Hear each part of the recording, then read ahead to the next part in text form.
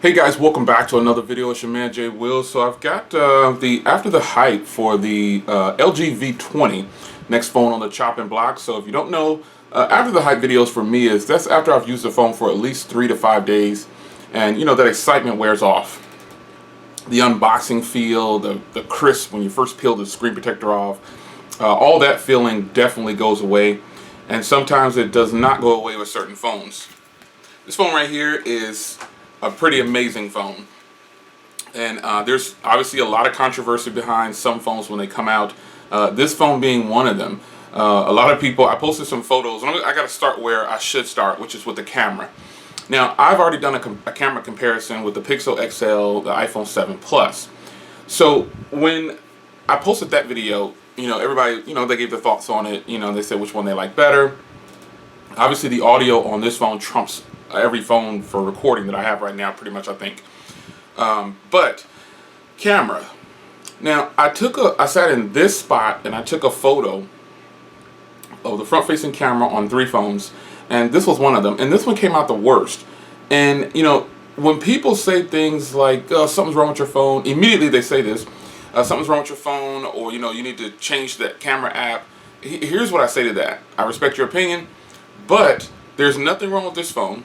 I sat in this spot with every other phone, and remember, I took a photo outside on the front. I did video outside with this phone, and it came out perfectly fine.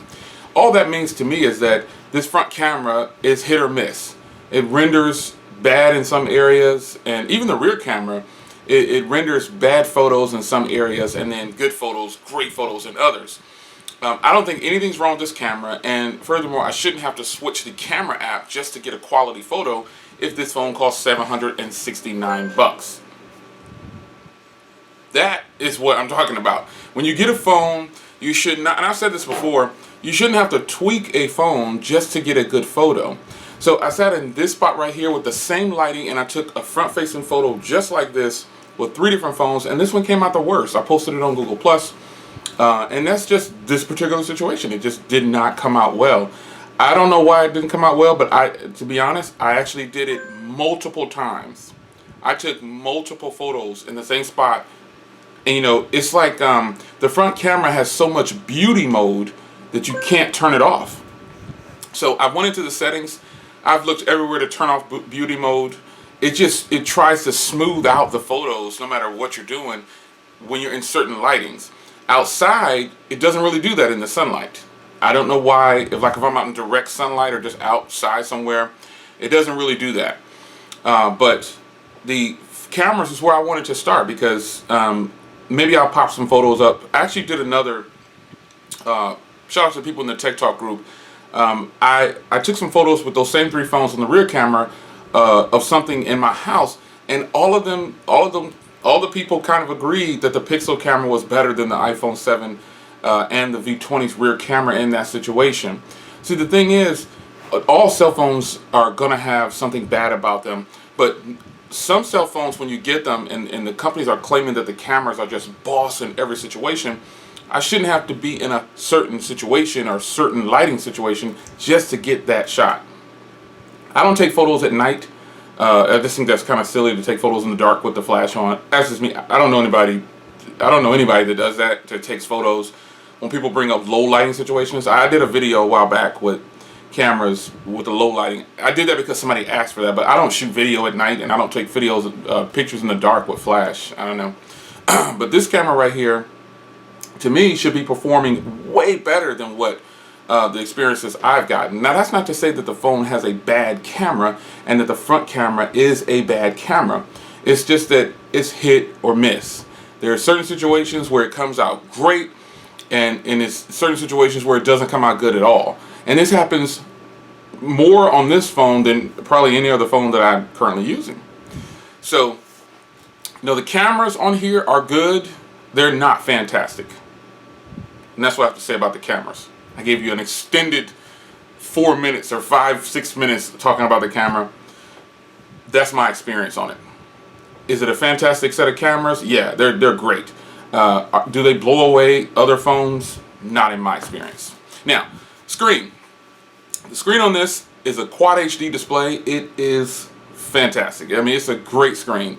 Some people took, in the other videos that I posted when I said the screen didn't get bright enough, I think they kind of took that and ran with it.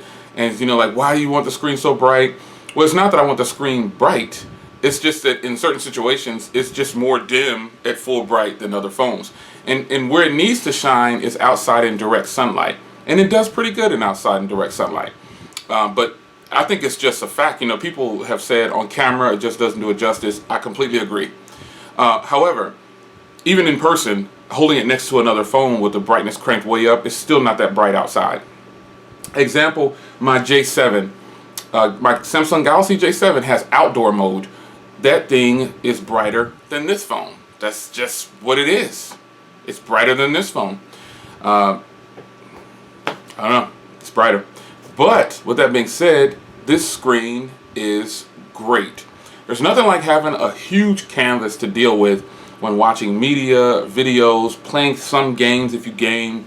It's really beautiful. Battery life on this thing has been great. Some people think that the standby time that I gave out before was like 49 hours and then about almost 5 hours of screen on time. Some people thought maybe that I wasn't using this daily. Well, I am using it daily. I'm carrying 3 phones and they're all pretty much getting the same usage. And this phone has fantastic battery life. It's got great battery life. You should be able to make it through, and I'm a pretty heavy user. So the average consumer who buys this, depending on what you have syncing and things like that. Now, I don't use auto bright on phones. I put it at about 40%. With this phone, I have to keep it at about 60% to match up to some of the other phones. That's a battery tip that I use personally. And then I do have sync on, I probably get way more. Since I've started this video, I've gotten about 16 notifications just quickly coming in. And I leave sync on, and you know, I'm getting emails, Twitter, Instagram, Telegram, Google Plus, everything, YouTube. It's all coming in, and I leave them. They're popping up. They're just popping up left and right. So sync is on. This phone just has great battery. The removable 3200 milliamp hour battery in here, I think it's a great idea. I think LG did justice by sticking with removable batteries. I'm pretty excited about that. Pretty excited about it. Overall, the feel in hand for this phone. This is a tall phone. I have big hands, but this is a tall phone. So sometimes it's hard to manage. And you know, that's just one of those things. But I've actually had it in this case since day one. And that's where I keep it, because I don't want to get it all scratched up or anything, because this top is plastic. You know, these parts are plastic. And it's, you know, it's working for me with the case. Overall performance on this phone, I've actually been pretty happy with it. It's not the fastest performing phone. It's not as fluid as some other phones that I have, but it does perform. It does have Android 7.0, and I'm sure LG will stick to it and update their phone, because they do update their phones, not as fast as Nexus phones or things like that, but they do get updates. So I'm sure this phone will get 7.1 whenever LG can get around to it. It's pretty impressive. So performance on here is really good. You know, 7.0 right out of the box. I don't know of any other OEMs that have done that yet. And this is pretty sweet that it actually has 7.0 right out of the box. So, you know, I've been using the camera. Obviously, I've been using, you know, the battery. I'm working the phone, you know, getting the battery. Performance is good. I think the only another thing, the speaker on here is actually pretty solid. It's really loud, but it's really tinty, you know, so it's not the highest quality bottom firing speaker. However, it is really, really loud. And it's a good overall phone. Someone said in another video that the V20 looks boring. I wouldn't say it looks boring. I just think this is very weird. You know, when I compare it next to the iPhone 7 Plus with the camera shift to one side, I think that looks a little better. And it's a little bit more subtle on here. This is just, it doesn't protrude too much. See if I can get that in view. There we go. It doesn't protrude too much, but you know, when you have it in hand, you're gonna have to feel this in hand. It definitely protrudes out. So with the case, it's not too bad at all. It actually makes it go away. Makes it go away. So after the hype, still hyped about the V20? Yes, the V20 is an exciting phone. Am I blown away and floored like I am with some other phones that I have in my catalog? No. A phone that really floored me and blew me away was this phone right here. Now, I'm not comparing these. I'm just kind of saying, you know, the Z Max Pro had that wow factor, you know, because the price came in at what it came in at, and then it has all the features, pretty much high-end features of some of these other phones.